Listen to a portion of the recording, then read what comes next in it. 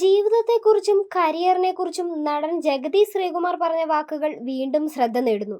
സ്വന്തം ഇഷ്ടപ്രകാരം വിവാഹം കഴിച്ച് വീട് വിട്ടു പോയയാളാണ് ഞാൻ. വീട്ടുകാരുടെ സമ്പർക്കമൊന്നും 5-6 വർഷം വരെ ഇല്ലാതിരുന്നു. സ്വന്തം ഇഷ്ടപ്രകാരം ഇറങ്ങിപ്പോയവൻ അവന്റെ ഇഷ്ടപ്രകാരം തന്നെ ജീവിച്ചോട്ടെ എന്നാണ് എൻ്റെ അച്ഛൻ തീരുമാനിച്ചത്. പിന്നെ ജീവിതം ജീവിച്ചു തുടങ്ങിയ ശേഷമാണ് ഞാൻ വീട്ടിൽ വരുന്നത്. അപ്പോഴേക്കും ആരുടെ കൂടെ പോയോ അവർ ഇല്ലാണ്ടായി. തിരിച്ചൊറ്റയ്ക്കാണ് വീട്ടിൽ വന്നത്. മനുഷ്യന്റെ മനസ്സിന്റെ വിവിധ ഘട്ടങ്ങളിലെ വേദനകൾ വളരെ വ്യക്തമായി അറിഞ്ഞ ആളാണ് ഞാൻ. വിശന്നാൽ എന്താണ് വികാരമെന്നും ദേഷ്യം വന്നാൽ എന്താണ് അവസ്ഥയെന്നും ദേഷ്യത്തിന് ഏതുവരെ പോകാൻ സാധിക്കുമെന്നും സംയമനം പാലിക്കുന്നതിന്റെ ഗുണങ്ങൾ എന്താണെന്നും എനിക്കറിയാം. സൗന്ദര്യം, മോടി, പണം ഇതിന്റെയൊക്കെ തുടക്കവും അന്ത്യവും കോടമ്പാക്കത്ത് കണ്ടവനാണ് ഞാൻ. കോടമ്പാക്കത്ത് താമസിക്കുന്ന കാലഘട്ടത്തിൽ ഷവർലെ ഫോറിൻ കാറിൽ പോയ സാവിത്രി എന്ന നടിയെ സൈക്കിൾ റിക്ഷയിൽ സൗജന്യമായി വലിച്ചു കൊണ്ടുപോകുന്നത് ഞാൻ കണ്ടിട്ടുണ്ട്.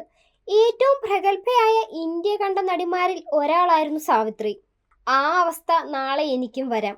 ഇത് മനസ്സിലാക്കിയതിന്റെ ഗുണം തനിക്കുണ്ടെന്നും ജഗതി ശ്രീകുമാർ അന്ന് വ്യക്തമാക്കി. 20 വയസ്സുകാരനായ പയ്യനും എനിക്ക് സംവിധായകൻ തന്നെയാണ്. അദ്ദേഹം ആക്ഷൻ പറഞ്ഞാൽ ഞാൻ ആക്ട് ചെയ്യണം. ഞാൻ 60 വയസ്സുകാരനായതുകൊണ്ട് കാര്യമില്ല. നാളെ ഈ കൊച്ചു ചെറുക്കൻ സത്യജിത്ത് റേ ആകാം, അടൂർ ഗോപാലകൃഷ്ണൻ ആകാം, കമലോ ലാൽ ജോസോ റോഷൻ ആൻഡ്രൂസോ ആകാം. ഇപ്പോൾ അവൻ ആരുമല്ലായിരിക്കാം. പക്ഷെ അവരെ ബഹുമാനിക്കാതിരിക്കരുതെന്ന് ജഗതി ശ്രീകുമാർ അഭിപ്രായപ്പെട്ടു. ഒപ്പം അഭിനയിക്കുന്ന നടി വലിയ താരമാണോ ചെറിയ നടിയാണോ എന്ന് നോക്കാറില്ലെന്നും ജഗതി പറഞ്ഞു. സംവിധായകനും നിർമ്മാതാവും കൂടി ആലോചിച്ചാണ് ഒരു നടി വരുന്നത്. അവരുടെ ഉപജീവന മാർഗം കൂടിയാണിത്. അവരും ഒരുപാട് പ്രതീക്ഷകളോടെയായിരിക്കും ജഗതി ശ്രീകുമാറിനൊപ്പം അഭിനയിക്കാൻ വന്നത്. എനിക്ക് താല്പര്യമില്ല എന്ന് പറഞ്ഞാൽ ആ വ്യക്തി മാനസികമായി തളരും. തളർന്നാൽ പെർഫോമൻസിനെ ബാധിക്കും.